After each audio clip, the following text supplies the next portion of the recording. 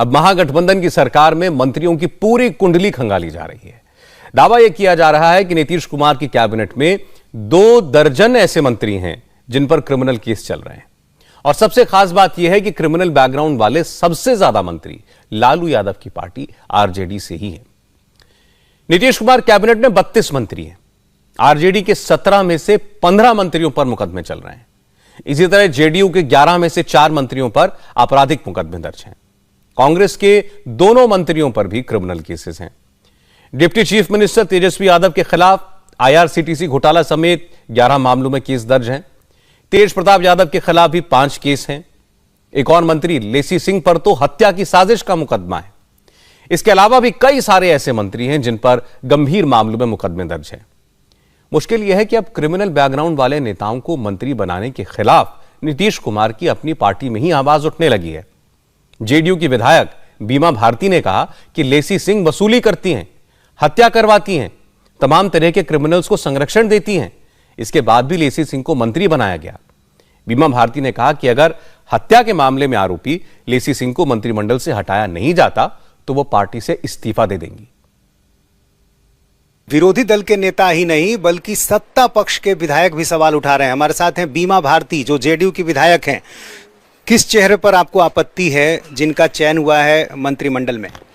वो लेसी सिंह पर आपत्ति है और किसी पर नहीं है। क्यों आपत्ति कर रही हैं आप? आपत्ति इसलिए कर रहे हैं कि उस तरह की दागी है, उस पर बदनामी जो है कि माननीय मुख्यमंत्री जी का बदनामी हो रहा है, पार्टी का बदनामी हो रहा है। तरह तरह का लोग सवाल उठा रहे हैं कि किस आधार पर उनको मंत्री बनाया जा रहा है, जबकि उस पर कई मर्डर का आरोप लगा है। उस पर कई बार जो है कि धरना प्रदर्शन हुआ, जो पूर्णिया में धरना प्रदर्शन हुआ, फिर यहाँ पटना में तेजस्वी प्रेस कॉन्फ्रेंस करके बोले की हत्या का आरोप है। रिंटू का हत्या हुआ था, उसमें जो है कि उसका वाइफ जा करके यहाँ पटना में आकर के रो करके गुहार मांगी, लेकिन कहीं नहीं उसका मिला इंसाफ।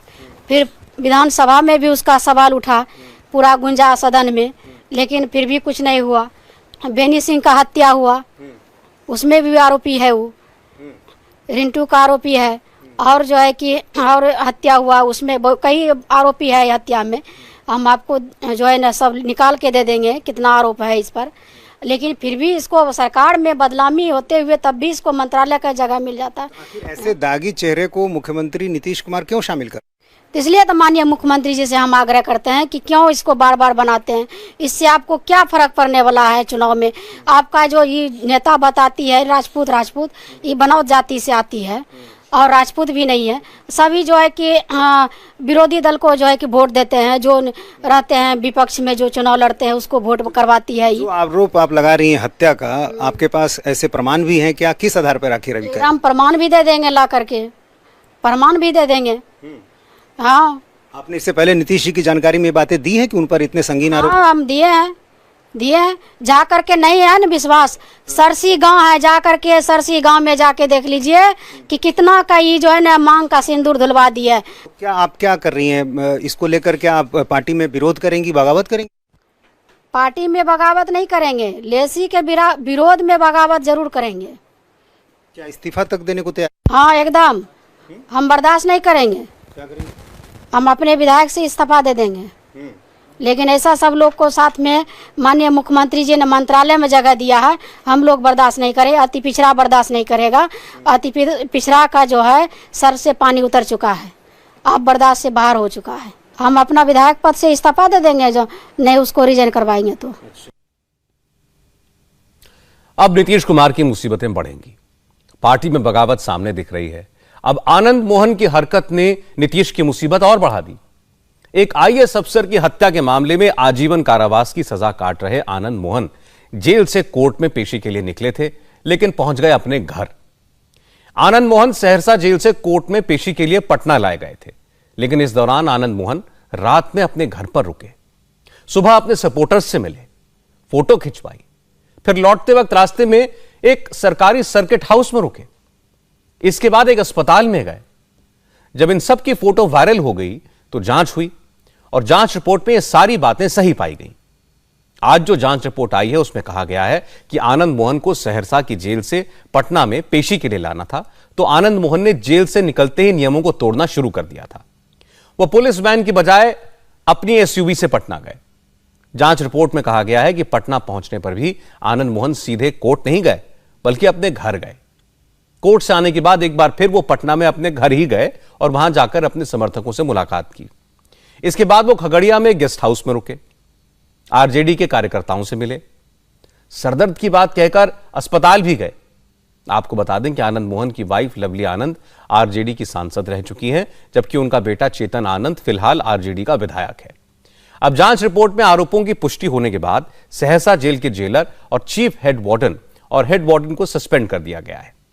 बीजेपी के नेता कह रहे हैं अभी तो शुरुआत है, आगे आगे देखिए बिहार में अपराध की बहार भी होगी। आनंद मोहन मामले में आज पुलिस की रिपोर्ट है, उसमें यह भी कहा गया है कि वो केवल अपने घर नहीं गए बल्कि आरजेडी के दफ्तर भी गए थे। ये तो सारा चीज आया मीडिया के अंदर।